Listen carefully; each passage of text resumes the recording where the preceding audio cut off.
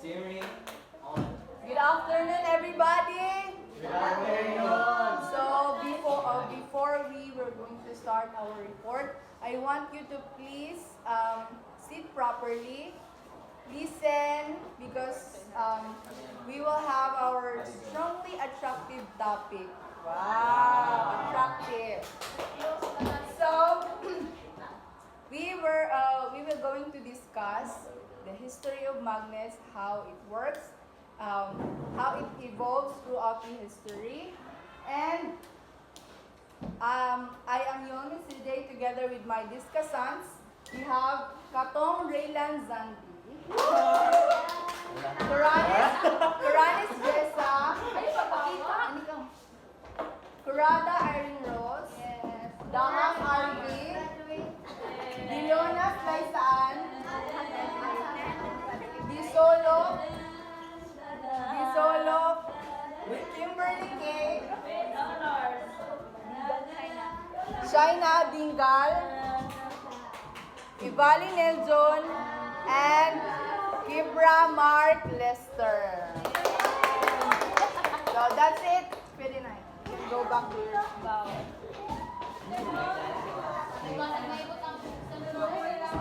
So, paminaw lamang kay dali na ganini, dali na ang topic. So, we all know what is magnet. Diba? Makita nato ini sa mga refrigerator, yung modikit, mga toys, yan, appliances. We know what is magnet, but we don't understand how magnet is being used in our society. Especially that magnets or magnetism is somehow related to electric energy. So that's it. So I will be going to discuss my part, which is the history of magnets. But first,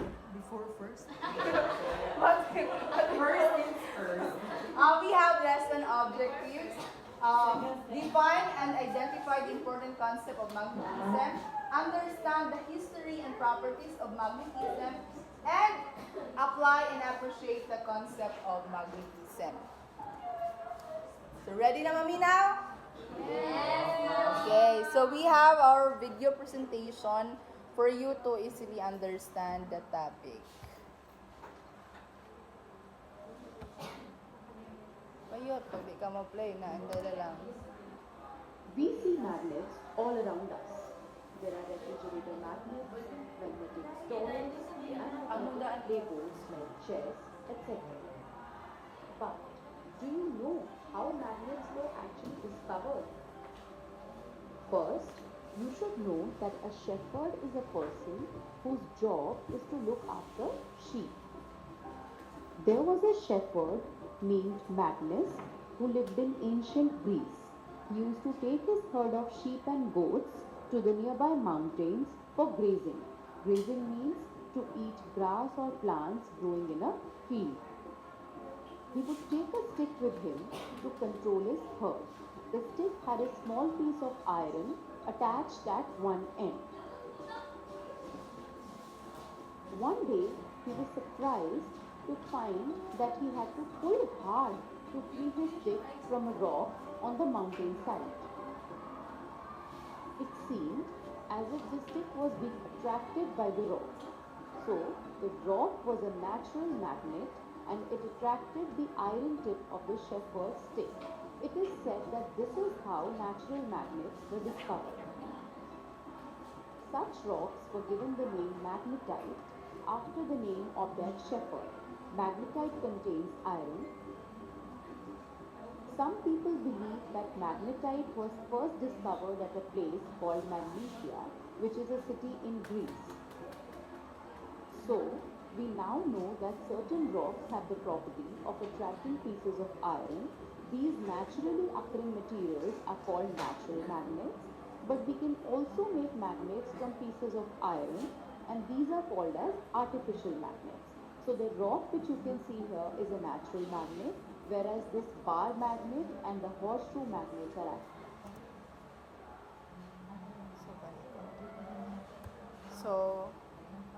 So what have you observed in the video? Di ba? So there is a Greek legend about magnets. So there was a shepherd kuno. Ang pangan is si Magnus. So one day, while siya nagkuha na niya mga sheep o itong mga goat, may stick na gidara. And that stick na iya gihawidan, may something iron sa baba. Then aniya sub shoes kay murag gidikit-dikit na niya using the nails. Pag ato niya sa rocks, natinga siya na gahi na biraho na niya stick. And iya shoes ya dikit sa rock. So that rock was called magnetite. So it is a lodestone. So basically, ang natural na magnets is gikan sa stone or itong rocks na lodestone. Then may mga artificial na dayon antod na process na. Then gingalan sa biadto na magnetite kay kibali murag ipahinungod na sab sa yadtong shepherd na si Magnus og sa lugar na yakit-ana sa Magnesia, Greece. So sa ancient times, ancient Greeks around 600 BCE discovered that the attractive properties of the naturally occurring mineral magnetite and named it magnetis leto sa magnetite.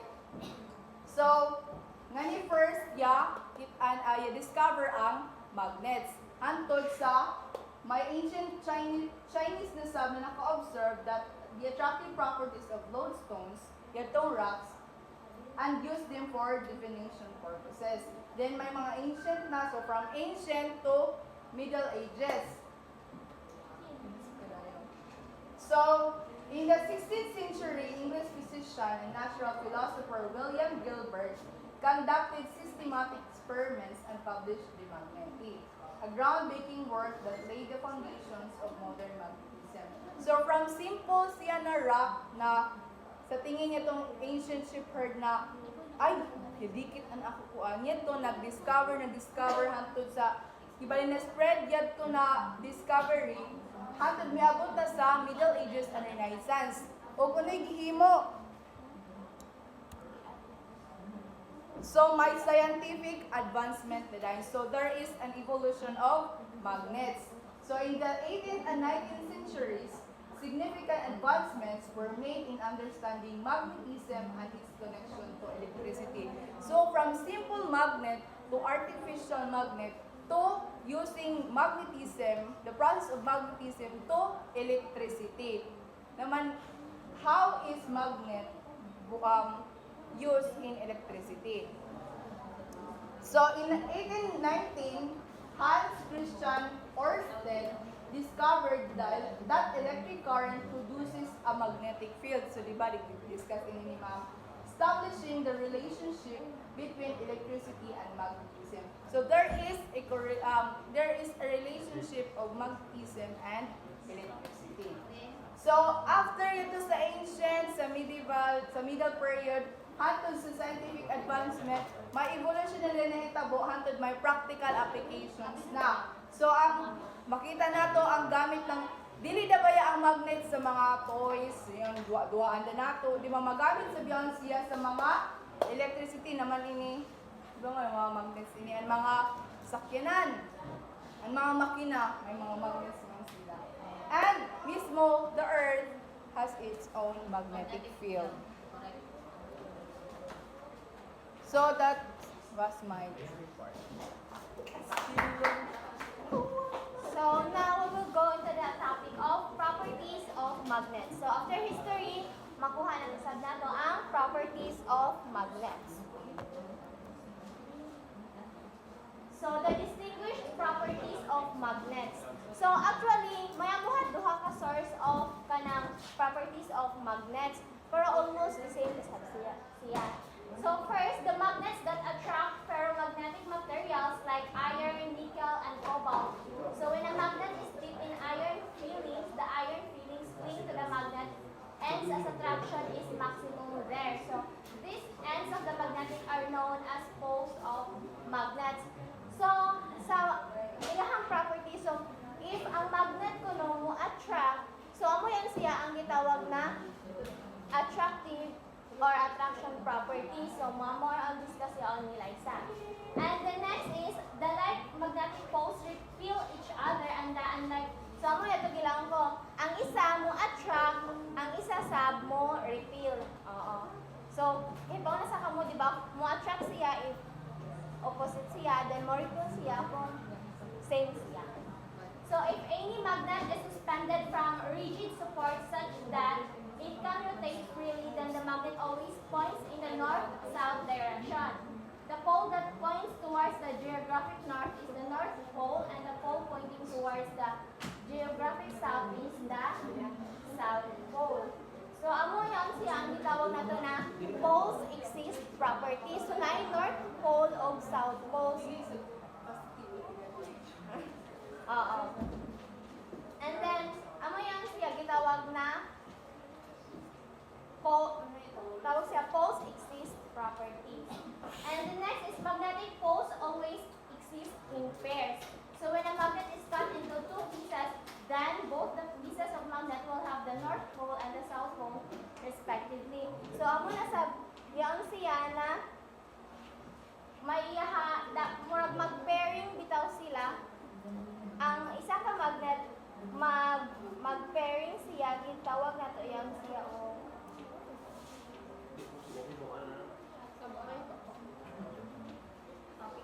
and then the next is the magnetic force between two magnets is greater when the distance between them is less. So, ang force ko no sa magnet ko no, kung naiduha ka magnet, ang force ko no nila is greater ko no kung dool siya. So, kabantay bitaw mo ka ng magnet kung dool siya, mukalit na siya pagtagbo, maski man gani og yung may maski man gani og kintahay may imuhang coins, may mo magnet, mupikit na dayon siya.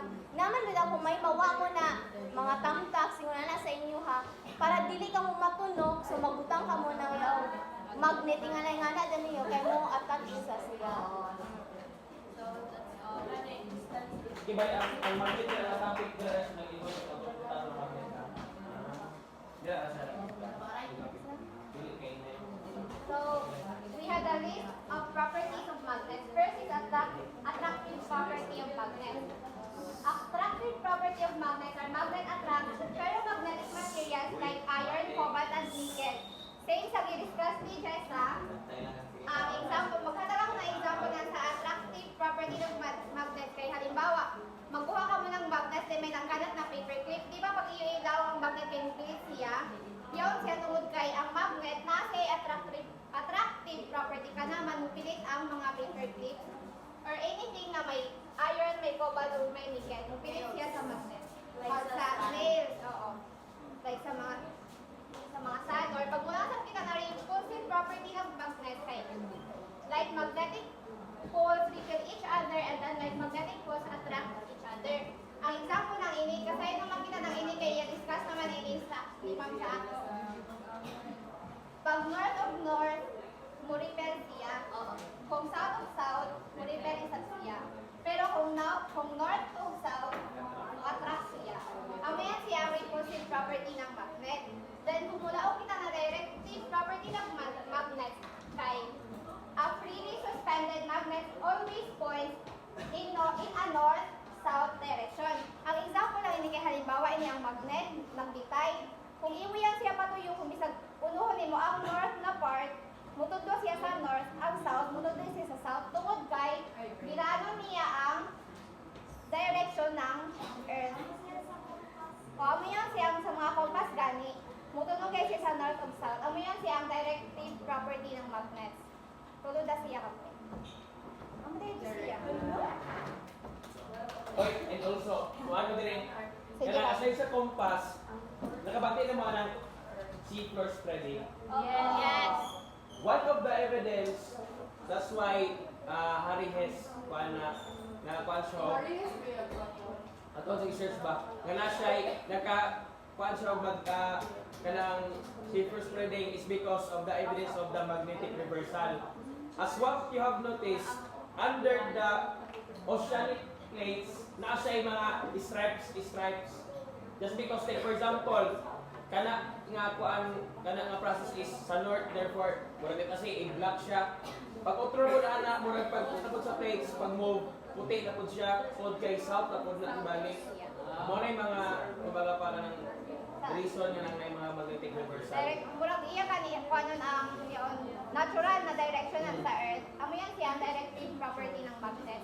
Bisag balik-balik ko niya yan siya pagtuyok, mudulog gyapon niya siya sa north ug south. Diyan siya balik-balik. Then next nato na report is magnetic pole. Child pole.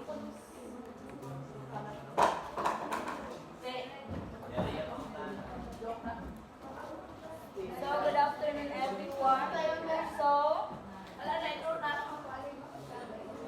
So, ngayon nakita sa magnetic poles. So, every magnet, regardless of its shape, has two poles. It's called north and south pole. Pero pag mula ang kita na shape, we have here the major types of magnets.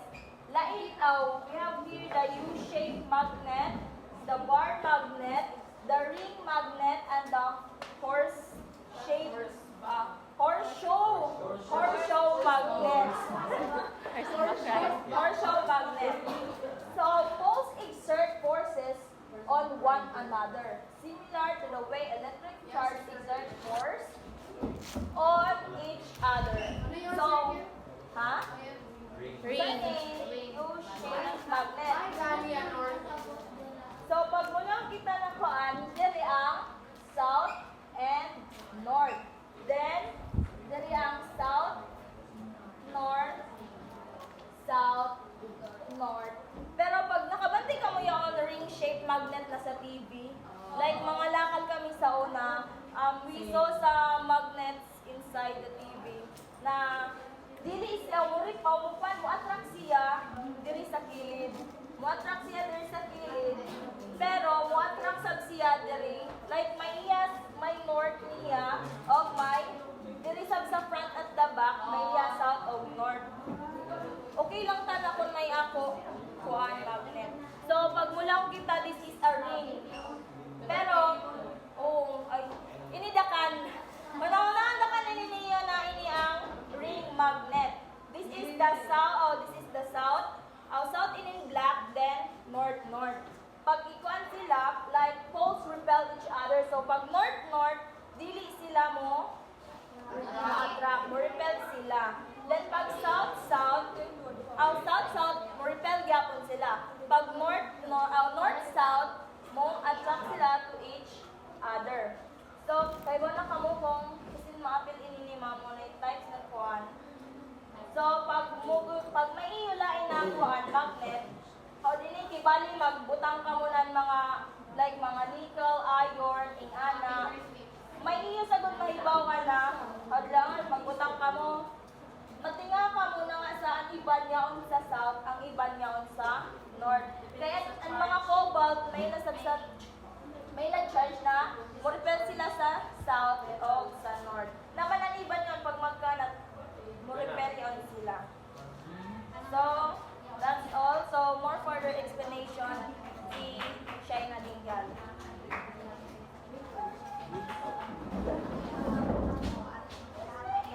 Once again, good afternoon everyone. Good afternoon, Ma'am Panduyos. I am Shaina Rose Dingal. And I am Kimberly K.D. Solo. So the poles receive their names due to the way a magnet behaves in the Earth's magnetic field. Na-discuss na yun ganina, katuganin di ba our Earth is surrounded by a magnetic field. Ang kanang space or kanang kuan is mo na siyang ginatawag na magnetosphere. Pero dili na ako sa i-elaborate pa kayo naman na siya. Basta ang kuan lang adi is for example, ganang magbutang kag planggana. Hey, excuse me, are you listening everyone? Yes. Yes. For example, na ay planggana na may tubig. Tapos, may imong materials na kanang float gani, something mulutaw siya sa tubig. Tapos, may mo bar magnet o may mo compass. Something, ako niya siya kanang something demonstration. Pero wala lamang ako pa.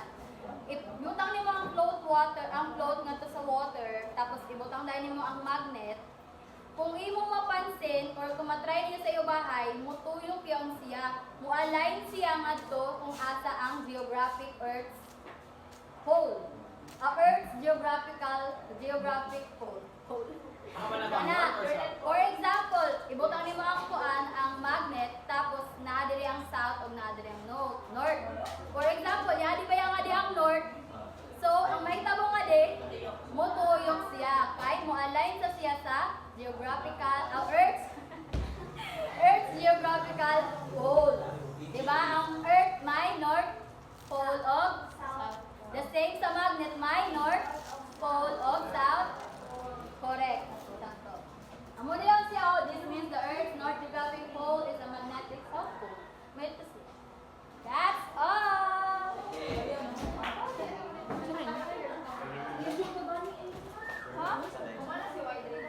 Napa na? Ano pa? Hey, ma'am. Last na yan, Red. So, hi Excited ka everyone. lang, So, I'm Red. fun to explain this. So, the force between two poles varies the inverse square of the distance between them. So, di ba nang klase na nato yaon? So, sa magnet, each place sa magnet, bisan hay niyang sa ibutang, naigayod certain magnetic field, bisan asa na direction.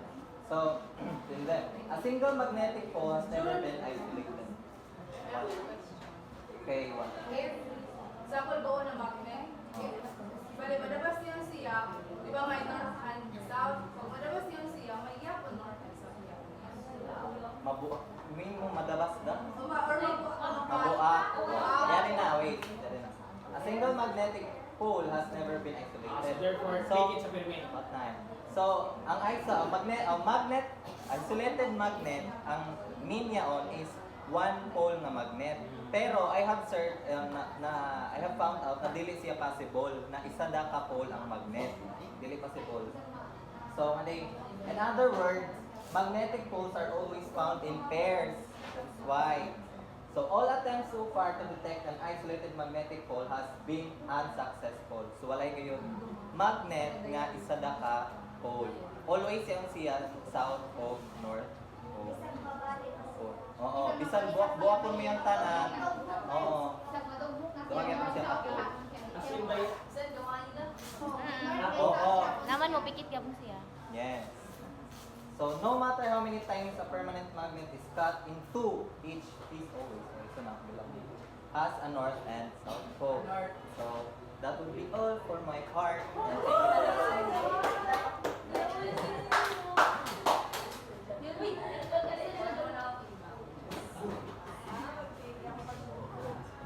So, good afternoon everyone. So, this will be the presentation. So, my topic is all about magnetic domains with our Vidaha.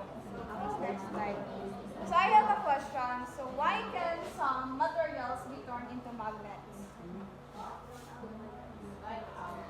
So, it's because of the magnetic domain. So in the ferromagnetic materials like iron and nickel groups of atoms band together in areas called domains. So when we say ferromagnetic materials, so these are materials that attract. These are the metals that naturally attract magnets. So that is a ferromagnetic material. So in iron and nickel, so they are the two of the most well-known ferromagnets, that is conducting materials with a permanent magnetization. So the magnetic strength and orientation is called the magnetic moment. So when we say magnetic moment, so it is also known as magnetic dipole moment. So it is the measure of the object tendency to align with a magnetic field. So both the magnetic moments of the individual atoms in such a domain are aligned with one another and all point in the same direction. So it's those special domains that can turn the magnetic into a magnet. Next slide. So in a few materials such as iron, nickel, and cobalt, so the unpaired electrons make a strong magnetic field. So why is that in a few materials such as iron, nickel, and cobalt. Na nga few materials lang ng mga metal. It's because not all materials, not all magnet will attract any kind of metal. For example, yung mga aluminum cans, which is they are metal bitaw, but they do not contain iron. So in that way, therefore, they are not magnetic. So ang mga example na gibyaon is yung mga iron, nickel, yung mga objects like steel, yung mga diba, nail, samya siya, kanaman, not all magnet will attract to any kind of metal. Kaya naman rin.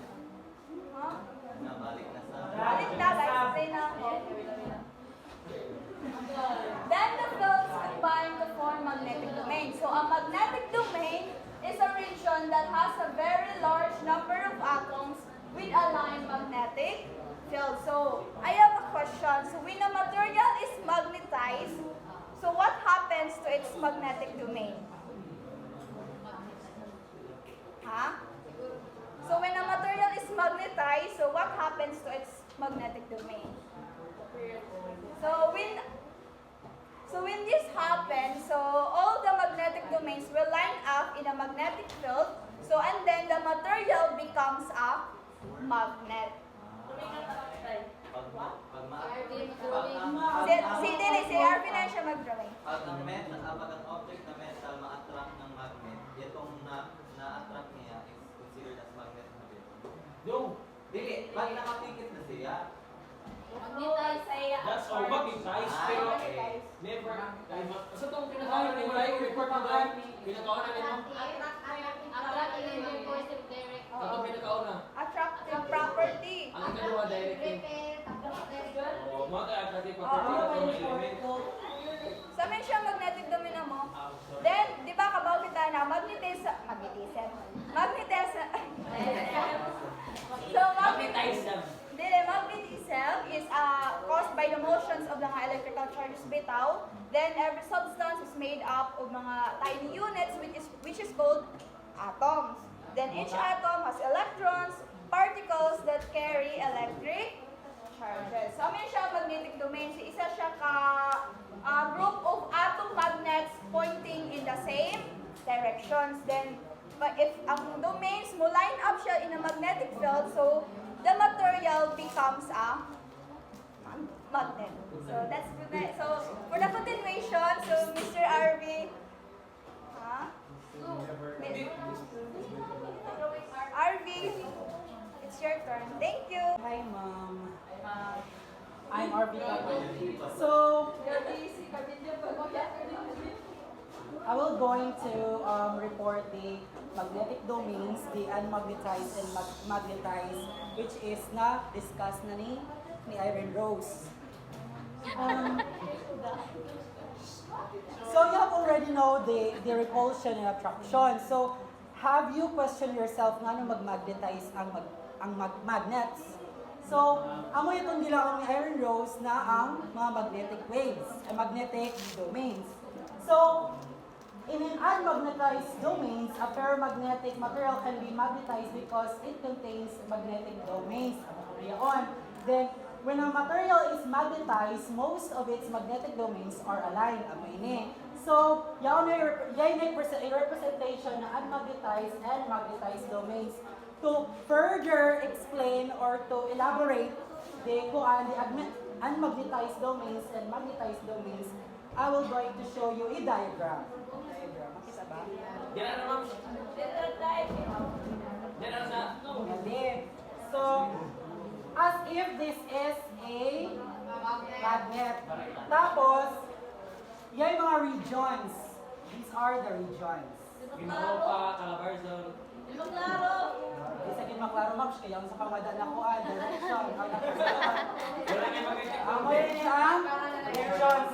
Tapos, ang atoms na yaon nga di, tapos ang ilang magnetic domains, nabalik na yung magnetic domains are in random direction. Hindi. Ang mga atoms. These are the atoms. Example. Muta ka, ato muta. Tapos, kung ang magnetic or ang ini na material is random ang direction, ang tawag sa iya is unmagnetized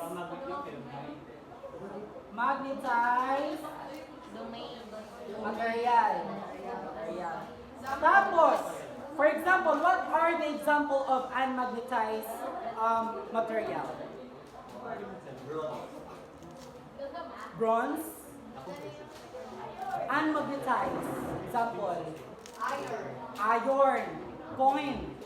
Coin. Steel. Aluminum. So those are the example of unmagnetized. So, if we're talking about magnetized domains, as if this is likuan, same regions, and then the atoms where the magnetic domains are in one direction,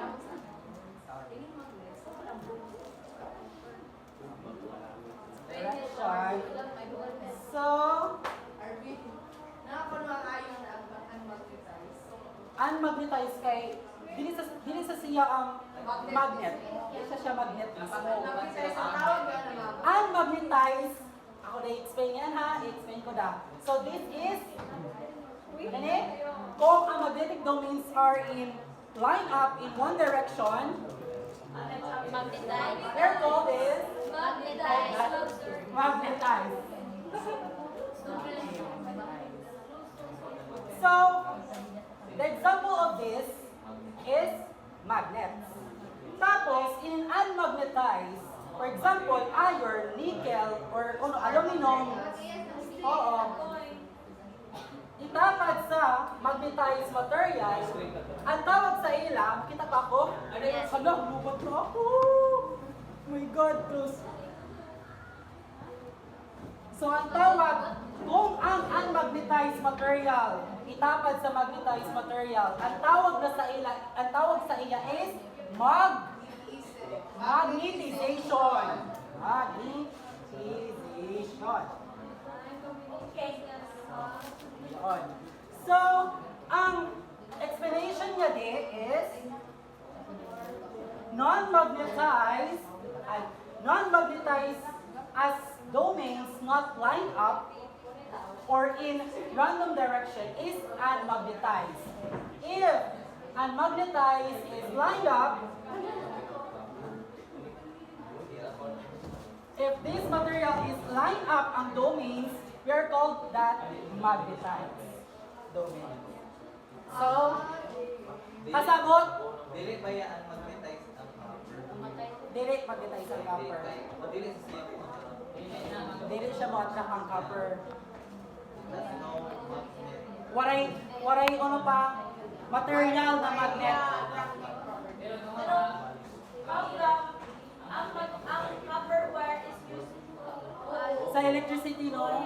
for electric circuits. I think ma-explain siya ng next discussant.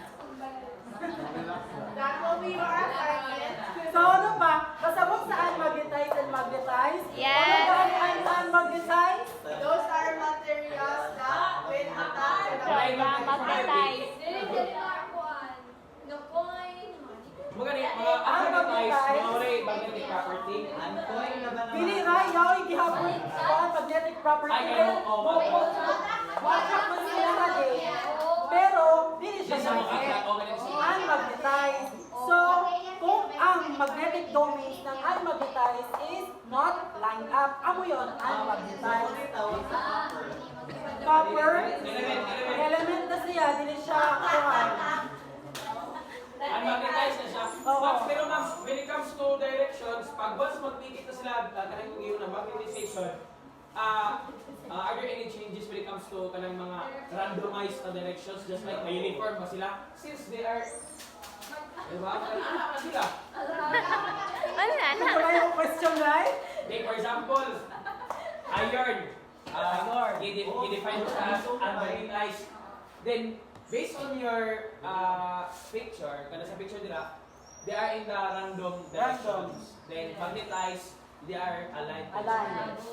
When, kung ma-apply naman ang magnetization, kanang mapikit sa duha, are there any changes when it comes to direction, especially in the unmagnetized object? Di ba? Ma-outer ba sila? Is it ma-align ba sila?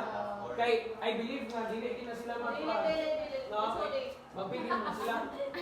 I think right kuan once this is the random direction pero dili sa in my opinion dili na kay sorry ako kayo. Siguro ko ma-magnetize na siya or ma-magnetization o ano na siya inina kuan na ano pa nina process. I think ang direction ng ining magnetize mo align sa inina magnetize na kuan material. Okay, gano'n na namin Oo. Yes, that's it. Ano pa? Amo Ano da. pa? Kasabot na? Yes. So, amo dito na ako. Part. No? Already ako.